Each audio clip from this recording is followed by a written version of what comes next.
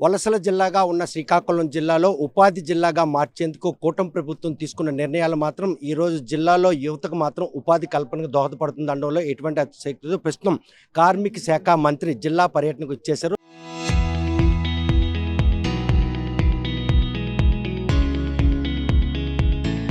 జిల్లాలో కర్మాగారాల్లో సేఫ్టీ విషయంలో మాత్రం ఆయన ఇచ్చినటువంటి సూచనలు ప్రతి యాజమాన్యం కూడా పాటించాలని చెప్తున్నారు. ఇటీవల జరిగినటువంటి ఘటనలు పరిగణనలు తీసుకున్నటువంటి కార్మిక శాఖ మంత్రి మాత్రం ఇది ఒక సుడిగాడి పర్యటన చెప్పుకోవచ్చు. జాతీయ భద్రతా దినోత్సవం వేడుకల నేపథ్యంలో ఎన్ఏఎస్సీఎల్లో పర్యటన కార్మిక శాఖ మంత్రి సుభాష్ మనతో ఉన్నారు. చూస్తే కనుక ఈ భద్రత అన్నది కట్టుదిట్టం చేసేందుకు యాజమాన్యాలకు ఎటువంటి సూచనలు చేయాలి?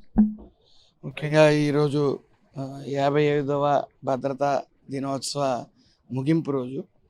సో అందులో భాగంగా ఎన్ఏసిఎల్ కంపెనీకి రావడం జరిగింది. సో సేఫ్టీ నామ్స్ అందరూ పాటించాలి.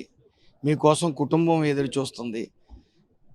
చాలామందిని చూస్తూ ఉన్నాం, ఫైన్స్ వేస్తూ ఉన్నారు యాజమాన్యం, సిబ్బంది సరిగ్గా సేఫ్టీ నామ్స్ పాటించకపోతే, సేఫ్టీ మెజర్స్ తీసుకోకపోతే.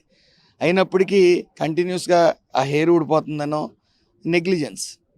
అది కార్మికులకి, ఏ కార్మికుడైనా సరే ఒకసారి ఆ ఇండస్ట్రీలో కాలు పెడితే వాళ్ళ ప్రాణాలు యాజమాన్యంకి అప్పగిస్తానట్టు.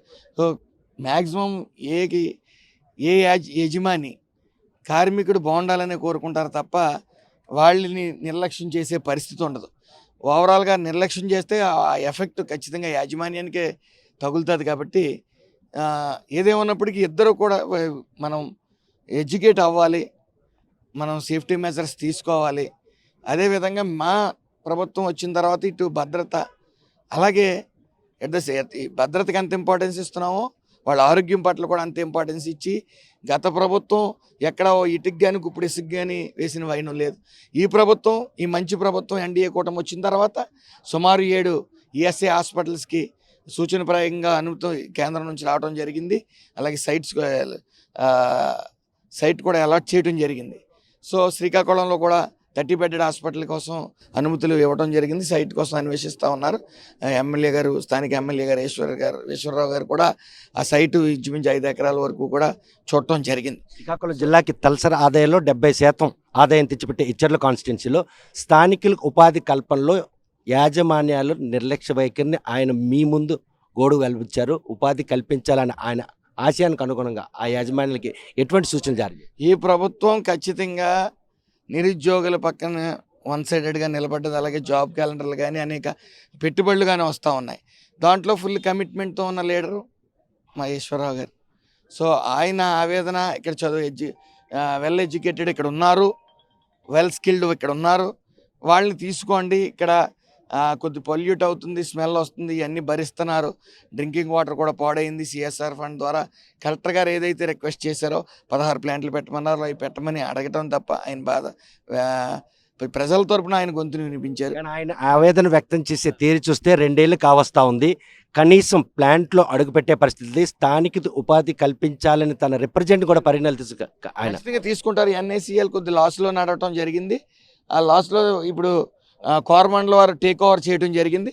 ఖచ్చితంగా యాజమాన్యం ఎమ్మెల్యే గారితో కోఆర్డినేషన్ చేసుకుని ఏదైతే ఇక్కడ స్థానిక నిరుద్యోగులు ఉన్నారో వాళ్ళకి స్కిల్ ఇచ్చి ఇందులో ఎంప్లాయ్మెంట్ తీసుకోవడం జరుగుతుంది. దానికి మేము పర్యవేక్షణలో అలాగే వాళ్ళు రిక్వెస్ట్ చేయడం కూడా జరిగింది. ఎమ్మెల్యే గారు కూడా రిక్వెస్ట్ చేయడం జరిగింది.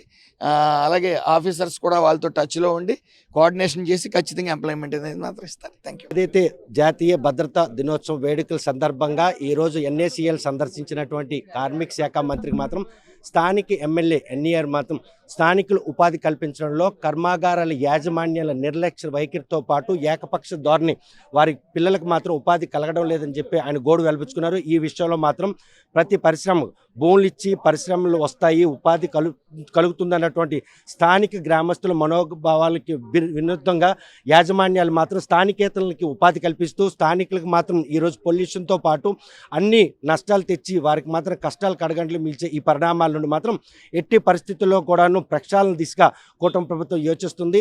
ప్రస్తుతం మాత్రం ఏవైతే పరిశ్రమలు ఉన్నాయో ఆ పరిశ్రమలో స్థానికులకు ఉపాధి కల్పించే విషయంలో మాత్రం యాజమాన్యాల నిర్ణయాల్లో ఎటువంటి తేడాలున్నా కూడాను ఎట్టి పరిస్థితి ఆ యాజమాన్యాలు 10 మంది చట్టపరమైనటువంటి శిక్ష విధించడానికి కూడా వెనకాడబోనని చెప్పి కార్మిక శాఖ మంత్రి హెచ్చరిక జారీ చేస్తున్నారు. మరి ఈ విషయంలో యాజమాన్యాలు దిగొచ్చి స్థానికులకు ఉన్నటువంటి వారికి ఉపాధి కల్పిస్తారా లేదా అనే విషయం వేచి చూడాల్సిందే. వీడియో జర్నలిస్ట్ రామకృష్ణతో సత్యం, ఆర్టీసీ.